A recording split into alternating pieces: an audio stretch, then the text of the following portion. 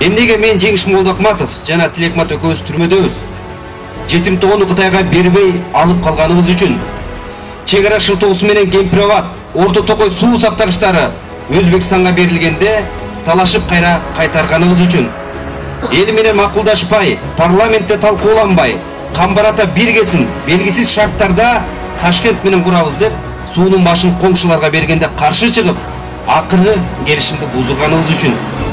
Шашылыш чийки мыйзамсыз жолдор менен алынган конституцияга каршы чыкканыбыз үчүн. Бийликтин бир колго өтүшүнө каршы турганыбыз үчүн. Казинолордун региондордо, райондорго ачылышына каршы чыкканыбыз үчүн. Чындыкты айтып, келечек үчүн күрөшүп, биз бүгүн түрмөдөбүз. Мен Жеңиш Молдокматов жана Тилекмат Кудайбергенов алдыдагы шайлоого катышпайбыз. Себеби эркиндигибизден ажырап, мүмкүнчүлүктөрүбүз, укуктарыбыз чектелүү. Бирок жакынкы келечекте эл кызматында болоорубузга ишенем. Кудай буйрса, жакында кезигебиз. Урматы менен Жеңиш Молдокматов. Эл жердин сууларды сактап калган үчүн Кемпир-Абад, Орто Токойго окшогон жетим тоого окшогон кен байлыктарды сактаган үчүн бийлик көтөрө албастан могу жерге отургузду.